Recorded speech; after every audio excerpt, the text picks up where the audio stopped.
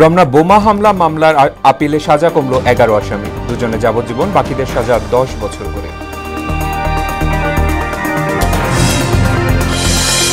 মানবিক করিডোর নিয়ে যুদ্ধে জড়িয়ে পড়ার আশঙ্কা বিএনপির, আওয়ামী লীগের বিরুদ্ধে ভারতের কাছে দেশের স্বার্থ বিকিয়ে দেওয়ার অভিযোগ। এনবিআর বিলুপ্ত হলেও রাজস্ব আদায়ে প্রভাব পড়বে না বললেন অর্থ উপদেষ্টা। স্বাধীন রাজস্ব প্রশাসন গঠন সহজ হবে মত সংশ্লিষ্টদের। এবং কোরবানির ঈদ ঘিরে নিম্নমুখী মশলা বাজার, পর্যাপ্ত মজুদ ও অবাধ আমদানিতে দাম আরও কমার আশা আমদানিকারকদের।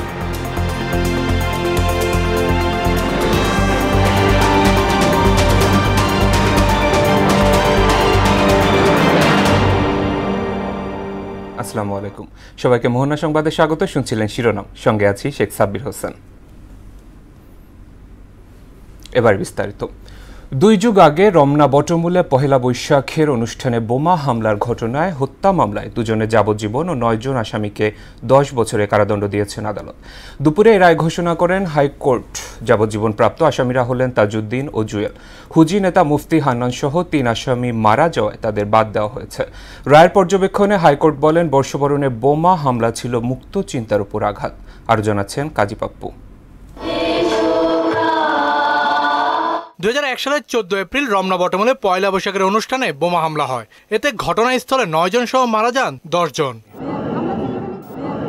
এই ঘটনায় করা হত্যা মামলায় 2014 সালের 23 জুন ঢাকার দ্বিতীয় অতিরিক্ত মহানগর দায়রা জজ রায় দেন। রায়ে মুফতি হান্নান সহ 8 জনের মৃত্যুদণ্ড এবং 6 জনের যাবজ্জীবন কারাদণ্ড দেওয়া হয়। মুফতি হান্নান ছাড়াও মৃত্যুদণ্ডপ্রাপ্ত অন্য আসামিরা হলেন আকবর হোসেন, আরিফ হাসান, সাবেক উপমন্ত্রী আব্দুল সালাম পিন্টুর ভাই মোহাম্মদ তাজউদ্দিন, হাফেজ জাহাঙ্গীর আলম, বদর, আবু বকর ওরফে হাফেজ সেলিম হাওলাদার, আব্দুল হাই ও শফিকুর রহমান। তবে সিলেটে গ্রেনেড হামলা মামলায় ইতিমধ্যে মুফতি হান্নানের মৃত্যুদণ্ড কার্যকর হয়েছে। আর যাবজ্জীবন দণ্ডপ্রাপ্তদের মধ্যে মাওলানা আব্দুর রৌফ ও ইয়াহিয়া মারা গেছেন। কারাগারে আছেন শাহাদাতুল্লাহ জুয়েল, সাব্বির, শেখ ফরিদ ও আবু তাহের। মঙ্গলবার আসামিদের ডেথ রেফারেন্স ও জেল আপিল নিষ্পত্তি করে বিচারপতি মোস্তফা জামান ইসলাম ও বিচারপতি নাসরিন আক্তারের হাইকোর্ট বেঞ্চ রায় দেন। রায়ে মাওলানা তাজউদ্দিন ও জুয়েলকে যাবজ্জীবন কারাদণ্ড দেওয়া হয়। 9 আসামির মৃত্যুদণ্ড ও যাবজ্জীবন সাজা কমিয়ে 10 বছরের কারাদণ্ড দেন আদালত। হাইকোর্ট তার রায়ে বলেন, রমনার বটমূলে বর্ষবরণের বোমা হামলা ছিল মুক্তিচিন্তা ও প্রগতিশীল ধারণার উপর আঘাত। সাজার বিরুদ্ধে আপিল করবে রাষ্ট্রপক্ষ। এই হত্যাকাণ্ডের মধ্য দিয়ে শুধু কয়েকজন মানুষকে হত্যা করেনি, বাংলাদেশের যে ঐতিহ্য, মানবিক এবং মানুষের মানসিক যে চেতনা, যে অগ্রগতি, তাকে হত্যা করার জন্য উদ্যত হয়েছিল। সেই কারণেই আমরা আগামী এই রায়ের বিরুদ্ধে উচ্চ আদালতে আপিল করব। এই সাজাকে সঠিক মনে করছেন না আসামি পক্ষ। তো সাক্ষ্য প্রমাণের ভিত্তিতে আমাদের জ্ঞান বুদ্ধিতে ধরে না এই মামলায় কি করে সাজা দেওয়া হয়। একটা কথা আমি এখানে বলতে চাই, আমরা শুধু আসামিদের খালাস চাই তাই না, আমরা ভিকটিমদেরও ন্যায় বিচার পায় সেটাও চাই। কিন্তু ভিকটিমদের ন্যায় বিচার দিতে গিয়ে আমরা যেন নিরপরাধ লোকের প্রতি অন্যায় করে না ফেলি, এটাও দেখতে হবে। মাওলানা তাজউদ্দিন পলাতক রয়েছেন, 3 জন মারা গেছেন, আর কারাগারে 10 আসামি। কাজী পাপ্পু, মোহনা সংবাদ, ঢাকা। নিবন্ধন ফিরে পেতে জামায়াতের আপিলের পরবর্তী শুনানি আগামীকাল নির্ধারণ করেছেন প্রধান বিচারপতির নেতৃত্বাধীন 4 বিচারপতির আপিল বেঞ্চ। শুনানিতে প্রধান বিচারপতি ডক্টর সৈয়দ রেফাত আহমেদ বলেন, হাইকোর্টের রায়ে রাজনৈতিক দলের নিবন্ধন বাতিল ইতিহাসে এটাই প্রথম কোনো ঘটনা। আর জামায়াতের আইনজীবী বলেন, নির্বাচন কমিশনের দেয়া নিবন্ধন হাইকোর্টে বাতিল হওয়া একটি বিরল ঘটনা। এছাড়া যে প্রক্রিয়ায় হাইকোর্ট নিবন্ধন বাতিল করেছে সেটিও সঠিকভাবে হয়নি, এটি স্রেফ রাজনৈতিক উদ্দেশ্য প্রণোদিত। এই দাঁড়িপাল্লা প্রতীক ব্যবহার না করার জন্য নির্দেশ দেওয়া হয়েছে। আমরা সেটিও আদালতে তুলেছিলাম। আজকে সেটির উপরে আংশিক শুনানি হয়েছে। এই প্রতীক আগামীকালকে সকাল 9টায় 1 নম্বর আইটেম এরই মধ্যে আমরা চিন্তা ভাবনা করে আগামীকালকে আদালতের সামনে আমাদের বৈষম্য বিরোধী ছাত্র আন্দোলনের রাজধানীর মিরপুর মডেল থানার হত্যা মামলায় গ্রেপ্তার সাবেক সংসদ সদস্য মমতাজ বেগমের 4 দিনের রিমান্ড মঞ্জুর করেছে আদালত। দুপুর 2:15টার দিকে আদালতে হাজির করে 7 দিনের রিমান্ড চেয়ে আবেদন করেন মামলার তদন্ত কর্মকর্তা মিরপুর থানার উপপরিদর্শক মনিরুল ইসলাম। রিমান্ড আবেদনে বলা হয়, সরেজমিনে পরিদর্শন পূর্বক মামলার ঘটনার সঙ্গে উক্ত আসামির জড়িত থাকার সাক্ষ্য প্রমাণ পাওয়া যাচ্ছে। শুনানি শেষে ঢাকা মেট্রোপলিটন ম্যাজিস্ট্রেট মোহাম্মদ জুয়েল রানা 4 দিনের রিমান্ড মঞ্জুর করেন। মঙ্গলবার রাতে রাজধানীর ধানমন্ডি থেকে গ্রেপ্তার করা হয় মমতাজ বেগমকে। এদিকে দুর্নীতি মামলায় 3 বছরের সাজার বিরুদ্ধে হাইকোর্টে আপিল করেছেন বিএনপির ভারপ্রাপ্ত চেয়ারম্যান তারেক রহমানের স্ত্রী ডক্টর জুবাইদা রহমান। আপিলের জন্য তাকে 587 দিনের বিলম্ব মার্জনা করেছে হাইকোর্ট। সকালে বিচারপতি খসরুজ্জামানের একক বেঞ্চে এ নিয়ে শুনানি হয় বলে জানান জুবাইদা রহমানের আইনজীবী ব্যারিস্টার কায়সার কামাল। জ্ঞাত আয় বহির্ভূত সম্পদ অর্জনের অভিযোগে 2023 সালের আগস্টে তারেক রহমানকে 9 এবং স্ত্রী জুবাইদাকে 3 বছরের কারাদণ্ড দেন আদালত। এ অভিযোগে 2007 সালের 26 সেপ্টেম্বর রাজধানীর কাফরুল থানায় মামলা করে দুদক। অন্যদিকে মাগুরায় আলোচিত শিশু আসিয়া ধর্ষণ ও হত্যা মামলার রায় 17 মে ঘোষণার দিন ধার্য করেছে আদালত। আজ এ আদেশ দেন আদালত। এর আগে সোমবার মাগুরায় নারী ও শিশু নির্যাতন দমন ট্রাইব্যুনালের বিচারক এম জাহিদ হাসানের আদালতে এ মামলার যুক্তিতর্ক উপস্থাপন শেষ হয়। প্রথম দিন কার্যক্রম শেষ না হয় মঙ্গলবার আবারও যুক্তিতর্ক উপস্থাপনের দিন ধার্য করা হয়েছে। মানবিক করিডোর নিয়ে যুদ্ধে জড়িয়ে পড়ার শঙ্কা জানিয়েছে বিএনপির স্থায়ী কমিটির সদস্য হাফিজ উদ্দিন আহমেদ। বলেন, করিডোর ইস্যুতে জনগণ অন্ধকারে আছে। জাতীয় প্রেস ক্লাবে এক অনুষ্ঠানে এসব কথা বলেন তিনি। এতে দলটির সিনিয়র যুগ্ম মহাসচিব রুহুল কবির রিজভী বলেন, আওয়ামী লীগ ভারতের কাছে দেশের স্বার্থ বিকিয়ে দিয়েছে। তানজিদ ভুঁইয়ার প্রতিবেদন। মাওলানা ভাসানীর ফারাক্কা লং মার্চ স্মরণে আলোচনা সভার আয়োজন করে আন্তর্জাতিক ফারাক্কা কমিটি। সংগঠনটির শীর্ষ কর্মকর্তারা ছাড়াও উপস্থিত ছিলেন বিএনপির একাধিক নেতা। দলটির সিনিয়র যুগ্ম মহাসচিব রুহুল কবির রিজভী বলেন, আওয়ামী লীগ সরকার নিজেদের ভারতের কাছে সমর্পণ করেছিল। এমনভাবে তিনি আত্মনিবেদন করেছিলেন দিল্লির কাছে, সেই আত্মনিবেদন থেকে শেখ হাসিনা যেন ফিরে আসতে চান, তিনি সেটা করলেন এবং তার এফেক্ট শুরু হয়েছে। অন্তর্বর্তী সরকারকে দুর্বল উল্লেখ করে বিএনপির স্থায়ী কমিটির সদস্য মেজর হাফিজ বলেন, জনগণের সমর্থন ছাড়া দেশে শক্তিশালী গণতন্ত্র প্রতিষ্ঠা পায় না। একটাই চিন্তিত রয়েছে, কিছুদিন আগে বর্তমান সরকার তারা যে করিডোরের কথা, মানবিক করিডোরের কথা বলেছেন। বাংলাদেশ 18 কোটি লোকের দেশ। আমরা জানি না, জনগণ জানে না, কোনো রাজনৈতিক দল জানে না, জনপ্রতিনিধিরা জানে না কি ধরনের করিডোর নীতি হবে, এর লক্ষ্য কি। আমরা কি নতুন কোনো যুদ্ধে জড়িয়ে পড়তে যাচ্ছি? প্রকৃত অর্থে জনগণের স্বার্থের জন্য রাজপথে নামতে সদা প্রস্তুত থাকবে এবং এই ইয়ং জেনারেশন হবে আমাদের এই স্বাধীনতা সার্বভৌমত্বের রক্ষা কবচ। এদিকে জাতীয় প্রেস ক্লাবে ডাক্তার জাফরুল্লাহ চৌধুরীর 3য় মৃত্যুবার্ষিকী উপলক্ষে স্মরণ সভায় দলটির স্থায়ী কমিটির আরেক সদস্য আমির খসরু মাহমুদ চৌধুরী বলেন, অনির্বাচিত সরকার কিভাবে মানবিক করিডোর নিয়ে সিদ্ধান্ত নেয় সেটাই বোধগম্য নয়। যেখানে ঐক্যমত হবে না সেগুলো নিয়ে প্রত্যেকটা রাজনৈতিক দলের অধিকার আছে, জনগণের কাছে যাবে, তারা তাদের জনগণের ম্যান্ডেট নিয়ে সংসদে আসবে, সেইখানে বাকি সংস্কার হবে। বাংলাদেশের মানুষের গণতান্ত্রিক অর্ডার ফিরিয়ে আনার জন্য জাতীয় ঐক্যবদ্ধ, এই প্রক্রিয়াকে বাধাগ্রস্ত করার কোনো সুযোগ নাই।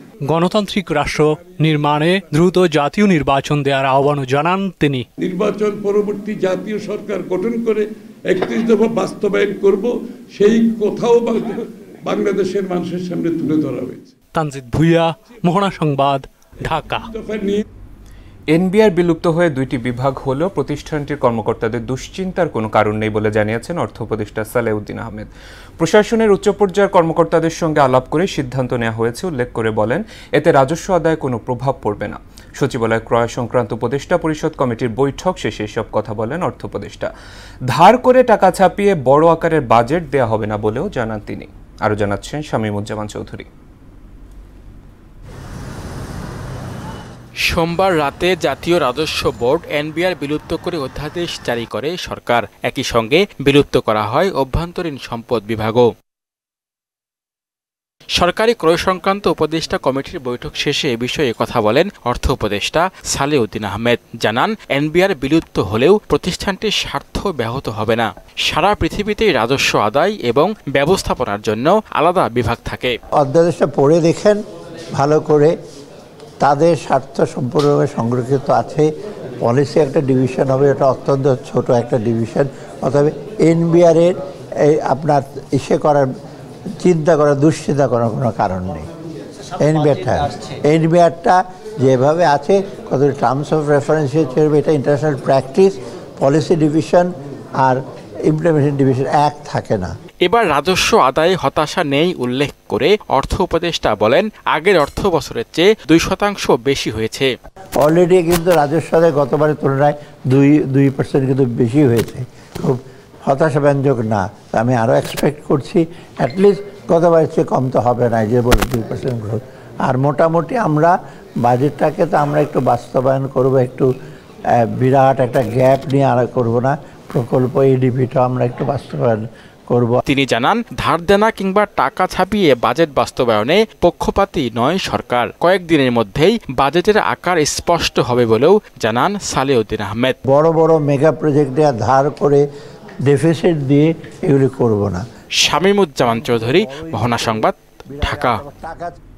জাতীয় রাজস্ব বোর্ড বিলুপ্ত করে রাজস্ব ব্যবস্থাপনা বিভাগ নাম দেয়া সংস্কারের অংশ, এমনটা জানিয়েছেন ব্যবসায়ী সহ সংশ্লিষ্টরা। এই সিদ্ধান্তকে স্বাগত জানিয়েছেন তারা। সংশ্লিষ্টদের মতে এর মধ্য দিয়ে স্বাধীন রাজস্ব প্রশাসন গঠন সহজ হবে। রেজা খানের রিপোর্ট। সোমবার মধ্যরাতে অধ্যাদেশ জারি করে বিলুপ্ত করা হয় জাতীয় রাজস্ব বোর্ড। নতুন নাম হবে রাজস্ব ব্যবস্থাপনা বিভাগ। নীতি প্রণয়ন ও রাজস্ব ব্যবস্থাপনা দুই বিভাগকে আলাদা করে পরিচালিত হবে প্রতিষ্ঠানটি। সরকারের এই সিদ্ধান্তকে স্বাগত জানিয়ে ব্যবসায়ী নেতারা বলছেন, এর ফলে স্বচ্ছতা ও জবাবদিহিতা নিশ্চিত হবে। অনেকদিন পরে হলো সরকারের শুভবুদ্ধির উদয় হয়েছে। এই যে দুইটা ভাগ হলো, এই ভাগের কারণে এটা এর স্বচ্ছতা, ট্রান্সপারেন্স এবং এটা জবাবদিহিতামূলক একটি পজিশন আমরা পাবো ইনশাল্লাহ। প্রতিষ্ঠান পরিচালিত হবে এনবিআর এর নিজস্ব লোকবল দিয়ে, এমনকি চেয়ারম্যানও নিয়োগ হবে নিজেদের ভেতর থেকে। এর মধ্য দিয়ে গড়ে উঠবে স্বাধীন রাজস্ব প্রশাসন, বললেন এনবিআর সদস্য ও বিসিএস ট্যাক্সেশন অ্যাসোসিয়েশনের সভাপতি। রাজস্ব প্রশাসনকে শক্তিশালী করার চেষ্টাটি আসলে হয়নি। সেই অংশ হিসাবে আমি মনে করি যে উদ্যোগটা সরকার নিয়েছে, আমরা এটাকে অভিনন্দন জানাই। আয়কর আইন, শুল্ক আইন, ভিএটি আইন, এটাকে বাস্তবায়ন সংশ্লিষ্ট যত অনুবিভাগ থাকবে, সাথে মানব সম্পদ ব্যবস্থাপনা সহ সেই অনুবিভাগে আমাদের লোকদের দ্বারাই, বিশেষ করে এই দুই ক্যাডারের যারা জনবল আছে তাদের দ্বারা এটা পূরণ করা হবে।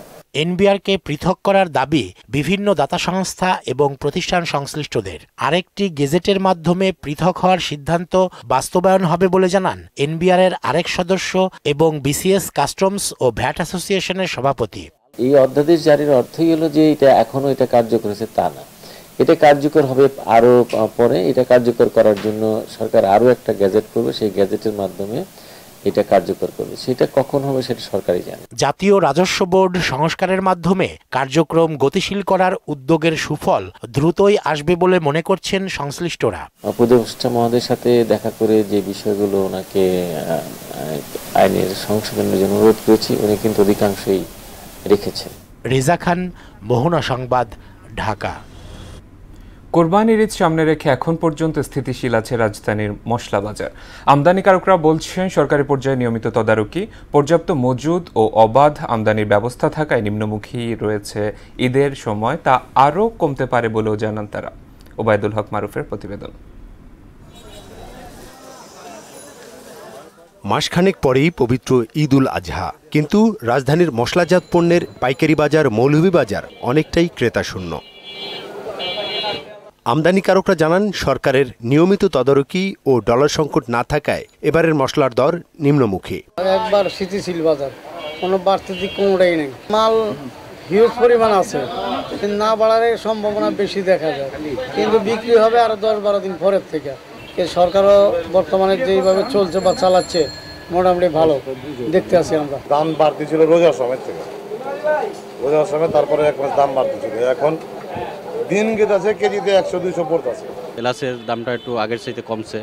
এখানে দেখা যায় যে 100 টাকা বা 200 টাকা মিডিয়াম এলাচের দামটা একটু কমছে। জিরার বাজারটা একটু কমছে, জিরার বাজারটা আগের চাইতে একটু কমছে, 100 টাকা কেজিতে এরকম করছে। বিগত আমলে যে সিন্ডিকেট চক্র বাজারে নিয়ন্ত্রণ করত, এবার সে পরিস্থিতি নেই বলেও জানান তারা। মাল পর্যাপ্ত আছে কিন্তু ওইভাবে সেল হয় না। মশলার ভিতরে কোনো মালই বাড়তির দিকে ওইরকম কিছু না। ঈদ ঘিরে বেশি মুনাফার আশায় অনেক আমদানিকারক ঝুঁকে পড়েন মজুতদারিতে, এবার তারাও পড়েছেন বেকায়দায়। গত বছরের তুলনায় এই বছর অন্যান্য মালের সামনে ঈদকে রেখে মালে আমদানি আছে প্রচুর, এবং মালের দামও ক্রেতাদের সাধ্যের নাগালে আছে। তো এই সরকার আসার পর হয়তো বা কিছুটা কথাবার্তা বলছে, কমাইছে, কিন্তু আমাদের ব্যবসায়ীরা যারা আছে এখন লসের ভিতরে আছে এক হিসাবে। আবার দ্বিতীয় কথা, ক্রেতা শূন্য। শুল্ক কমালে মশলাজাত পণ্যের দাম আরও কমবে বলেও জানান আমদানিকারক। ভ্যাট বা ট্যাক্স যেগুলো আছে এগুলো যদি কমায় তাহলে হয়তো বা ক্রেতাদের জন্য সুবিধা হয়, আমরা যারা বিক্রেতা আছি বা আমদানিকারক আছি তাদের জন্য সুবিধা হয়। ঈদকে কেন্দ্র করে মশলার বাজারে নেই বাড়তি উত্তাপ। ক্রেতা এবং বিক্রেতারা মনে করছেন বাজার স্থিতিশীল রাখতে সরকারের পদক্ষেপ কাজে লাগছে। একই অবস্থা চলতে থাকলে ক্রেতা সাধারণের জন্য আগামী ঈদের বাজার স্বস্তিদায়ক হবে। ওবায়দুল হক মারুফ, মনা সংবাদ, ঢাকা। চিকিৎসকরা সময় মতো কাজে না আসায় ক্ষোভ জানিয়েছেন স্বাস্থ্য উপদেষ্টা নূরজাহান বেগম। রাজধানীর চীন মৈত্রী সম্মেলন কেন্দ্রে চক্ষু চিকিৎসক সম্মেলনে 7,000 চিকিৎসককে পদোন্নতি দেওয়ার সিদ্ধান্ত হয়েছে বলে জানান তিনি। বলেন, দায়িত্ব নিতে কাজ করলে দেশে উন্নত চিকিৎসা সম্ভব। রোগীর বিদেশগামিতা ঠেকাতে রোবোটিক্স ফিজিওথেরাপির উপর জোর দেন স্বাস্থ্য উপদেষ্টা।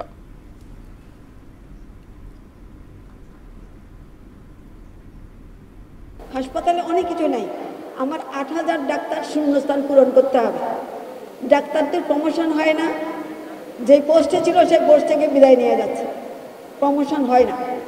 এবার আমরা 7,000 ডাক্তারকে সুপার নিউমারি প্রমোশন দেওয়ার ব্যবস্থা করছি, পদ সৃষ্টি করে। যা আছে সেটা নিয়ে যদি আমরা সঠিকভাবে অগ্রসর হতে চাই তাহলে 25% উন্নতি এমনিই হবে। ভারতের গুজরাট থেকে সুন্দরবনের মান্দারবাড়িয়া চরে ফেলে যাওয়া 75 বাংলাদেশি নাগরিককে পরিবারের কাছে হস্তান্তর করেছে স্থানীয় প্রশাসন। জন্মসূত্রে ভারতীয় নাগরিক দাবি করা বাকি 3 জনকে শ্যামনগর থানায় মামলা দিয়ে আদালতের মাধ্যমে কারাগারে পাঠানো হয়েছে। সকালে শ্যামনগর থানা চত্বরে বাংলাদেশ কোস্ট গার্ড পশ্চিম জোন প্রেস ব্রিফিংয়ে এ তথ্য জানায়।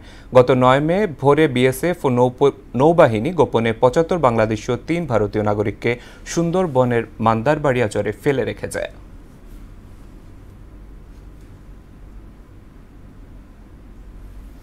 দেশে বাইরের খবর। জম্মু কাশ্মীরে অভিযান চালিয়ে লস্কর-ই তৈয়বার 3 সদস্যকে হত্যার দাবি করেছে ভারতীয় সেনাবাহিনী। সন্ত্রাসবাদ নিয়ন্ত্রণে না আসা পর্যন্ত অভিযান অব্যাহত রাখার ঘোষণা দিয়েছে তারা। এদিকে নাইজেরিয়ায় একটি সামরিক ঘাঁটিতে হামলা চালিয়ে কয়েকজন সেনা সদস্যকে অপহরণ করে নিয়ে গেছে সন্ত্রাসীরা। ইশতিয়াক হোসেনের ডেস্ক রিপোর্ট। সন্ত্রাস ও বিচ্ছিন্নতাবাদী তৎপরতা নির্মূলে জম্মু কাশ্মীরে সেনা অভিযান পরিচালনা করছে ভারত। গোয়েন্দা তথ্যের ভিত্তিতে অপারেশন কিলার নামের এই অভিযানে মঙ্গলবার শোপিয়ান জেলায় লস্কর-ই তৈয়বার 3 সদস্যকে হত্যার দাবি করেছে নিরাপত্তা বাহিনী। সামাজিক যোগাযোগ মাধ্যম এক্স বার্তায় এ তথ্য জানানো হয়। পশ্চিম আফ্রিকার দেশ নাইজেরিয়ায় কয়েকজন সেনা সদস্যকে অপহরণ করেছে সন্ত্রাসীরা। একটি সামরিক ঘাঁটিতে হামলা চালিয়ে বেশ কিছু গোলাবারুদও লুটপাট করেছে তারা। ঘটনার দায় এখনও কেউ স্বীকার করেনি। 4 দিনের মধ্যপ্রাচ্য সফরের অংশ হিসেবে সৌদি আরব পৌঁছেছেন মার্কিন প্রেসিডেন্ট ডোনাল্ড ট্রাম্প। প্রথমে একটি ব্যবসায়ী প্রতিনিধি দল নিয়ে রিয়াদে সৌদি মার্কিন বিনিয়োগ ফোরামে অংশ নেবেন তিনি। এরপর বুধবার কাতার এবং বৃহস্পতিবার সফর করবেন সংযুক্ত আরব আমিরাত। বড় অঙ্কের নতুন বিনিয়োগ নিশ্চিত করতে এবারের মধ্যপ্রাচ্য সফরের মূল উদ্দেশ্য বলে জানিয়েছে আন্তর্জাতিক বিভিন্ন গণমাধ্যম। সংঘাত, দুর্যোগ ও জলবায়ু পরিবর্তনের ফলে বিশ্বব্যাপী বাস্তুচ্যুত মানুষের সংখ্যায় নতুন রেকর্ড হয়েছে। 2024 সালে 8,34,00,000 মানুষের অভ্যন্তরীণভাবে বাস্তুচ্যুত হওয়ার তথ্য নিবন্ধিত হয়, যা জার্মানির মোট জনসংখ্যার সমান। পর্যবেক্ষণকারী সংস্থা IDMC এবং NRCর প্রতিবেদনে বলা হয়, বিশ্বে অভ্যন্তরীণভাবে বাস্তুচ্যুত হওয়া 8,34,00,000 মানুষের মধ্যে 90% বা 7,35,00,000 মানুষ সংঘাত ও সহিংসতায় বাস্তুচ্যুত হয়েছেন। ইশতিয়াক হোসেন, মোহনা সংবাদ। মার্কিন ইসরায়েলি বন্দীকে হস্তান্তরের পর গাজা উপত্যকায় আবার বিমান হামলা শুরু করেছে ইসরায়েলি বাহিনী। এতে গত 24 ঘন্টায় 39 ফিলিস্তিনি নিহত হয়েছে। হামাস বন্দী মুক্তি, যুদ্ধবিরতি আলোচনা এবং গাজার পুনর্গঠনকে ইতিবাচক পদক্ষেপ হিসেবে দেখছে। জাতিসংঘের বিশেষজ্ঞরা সতর্ক করে দিয়েছে যে গাজায় উপত্যকায় ৫ লাখ মানুষ অনাহারের মুখে এবং সমগ্র জনসংখ্যা দুর্ভিক্ষের ঝুঁকিতে রয়েছে। যদিও যুদ্ধবিরতি আলোচনার জন্য ইসরায়েল কাতারের মধ্যস্থতাকারী পাঠানোর ঘোষণা দিয়েছে, তবুও হামলা অব্যাহত রয়েছে। জাতিসংঘ এবং বিশ্ব স্বাস্থ্য সংস্থা অবরোধ তুলে নেওয়ার আহ্বান জানিয়েছে। এদিকে মিয়ানমারের সামরিক বাহিনীর বিমান হামলায় ২০ শিশুসহ ২২ জন নিহত হয়েছেন। নিহত অন্য দুজন শিক্ষক। সোমবার সকালে সাংঘাই অঞ্চলের ওয়েথেইন কুইন গ্রামে এই হামলা চালানো হয়। বেঁচে যাওয়া একজন শিক্ষক জানান, দ্রুত গতিতে আসা যুদ্ধবিমানটি চোখের পলকে বোমা ফেলে চলে যায়। এ বিষয়ে জান্তা সরকারের কোনো বক্তব্য পাওয়া যায়নি। গত ২৮ মার্চ ভয়াবহ ভূমিকম্পের পর মে মাস জুড়ে যুদ্ধবিরতির ঘোষণা দিলেও নিয়ম ভঙ্গ করে এ হামলা চালায় মিয়ানমারের জান্তা সরকার।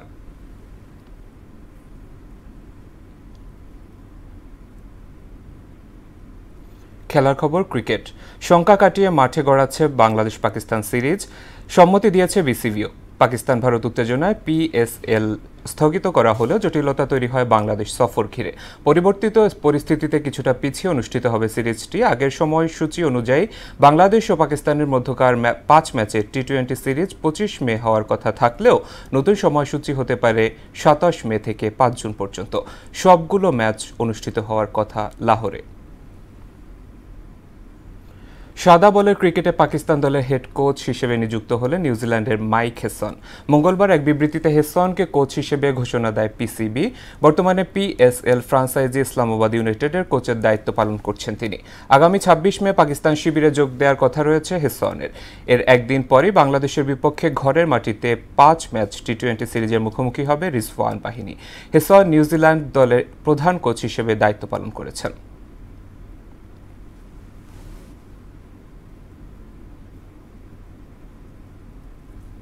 শেষ করব মোহনা সংবাদ, যাওয়ার আগে শিরোনামগুলো আরো একবার।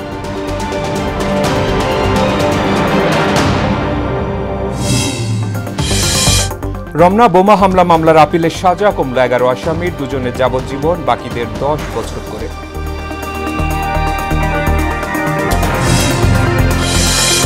মানবিক করিডোর নিয়ে যুদ্ধে জড়িয়ে পড়ার আশঙ্কা বিএনপির। আওয়ামী লীগের বিরুদ্ধে ভারতের কাছে দেশের স্বার্থ বিকিয়ে দেওয়ার অভিযোগ।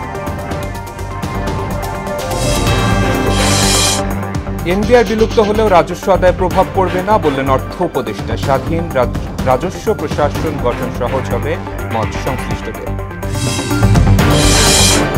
এবং কোরবানির ঈদ ঘিরে নিম্নমুখী মশলা বাজার, পর্যাপ্ত মজুদ ও অবাধ আমদানিতে দাম আরও কমার আশা আমদানিকারকদের।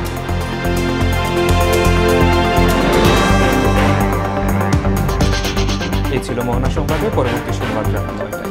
এর আগে সংবাদ এক নজরে দেখবেন সন্ধ্যা ৭টায়। মোহনার সবশেষ খবর জানতে ভিজিট করুন www.mohanar.tv। সংবাদ দেখতে পারেন মোহনার ফেসবুক এবং ইউটিউবে। এতক্ষণ সঙ্গে থাকার জন্য ধন্যবাদ।